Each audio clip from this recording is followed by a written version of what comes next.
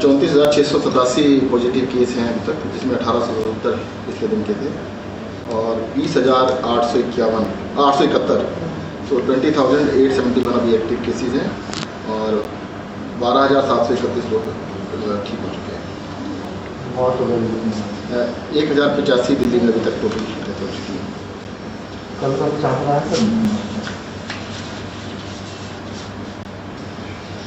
कल total death का 65%। Sir, Delhi में जिस तरह से आंकड़े लगातार बढ़ रहे हैं, इसको देखकर स्थिति अभी क्या लगती है और जो कम्युनिटी स्प्रेड को लेकर एक असमंजस वाली स्थिति है, उस पर क्या कहना है? देखिएगा, स्थिति का तो ये है कि केसेज लगभग 2 हफ्ते में डबल हो रहे हैं और अभी से नहीं, पिछले 2 महीने से लगभग यही चल रहा ट्रेंड चल रहा है।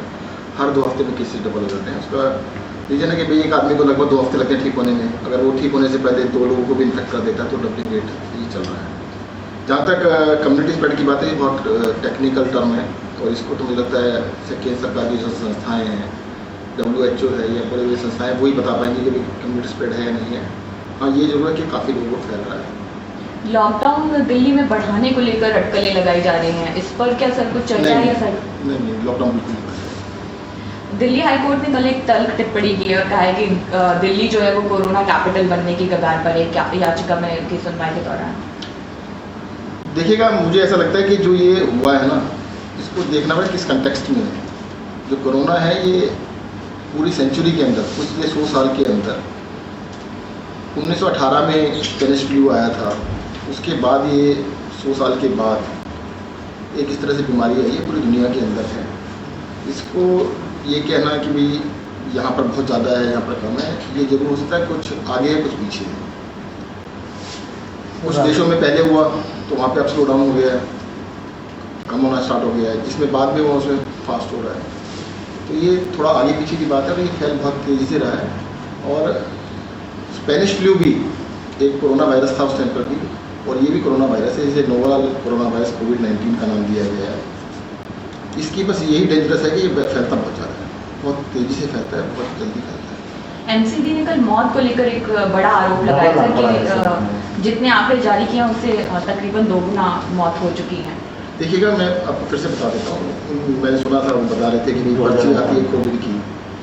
कोविड प्रोटोकॉल से जिनका संस्कार किया जाता है उसमें 2 तरह के लोग होते हैं।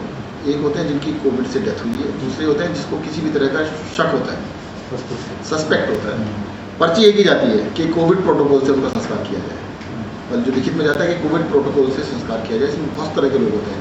मान लो एक किसी बुजुर्ग की डेथ हो गई तो अगर परिवार में कोई भी पॉजिटिव था, जब सस्पेक्ट भी था तो कहते हैं यार सस्पेक्ट मान लो उसको कि कैन बी सस्पेक्टेड, फैलना जाए।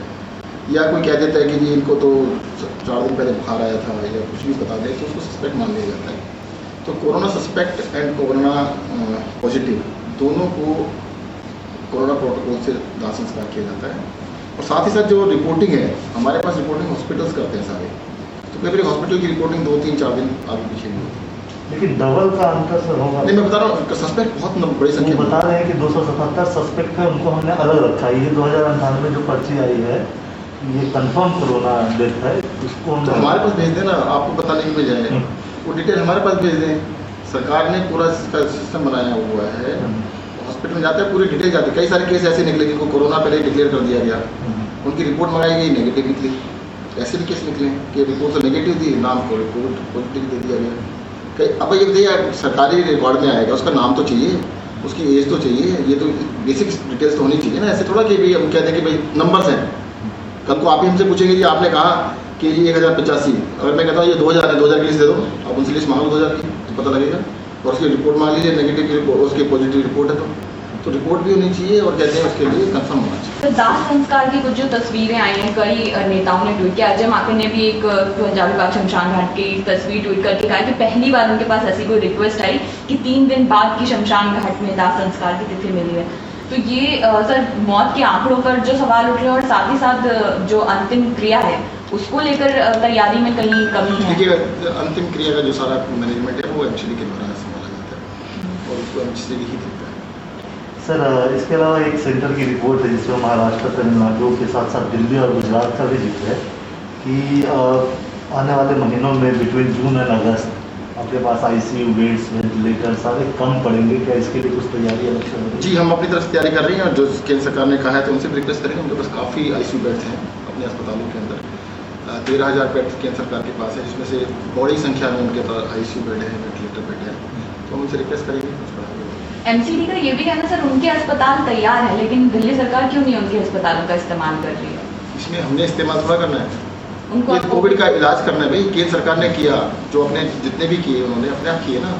एमसीडी को कोई रोक नहीं रहा है, एमसीडी आज से कर सकता है। एमसीडी को हम टेक ओवर थोड़ा कर रहे हैं भाई, या तो हमें टेक ओवर करा रहे हो, हमसे कुछ नहीं पूछना, उन्होंने आज से स्टार्ट कर दें। सर मेरा आखिरी सवाल, क्या बैंक्वेट हॉल और स्टेडियम को भी जी। एज ए हॉस्पिटल कन्वर्ट करने की दिल्ली के अंदर बहुत बड़े स्केल के ऊपर banquet halls, community halls, stadiums, इन सब की तैयारी की जाएगी।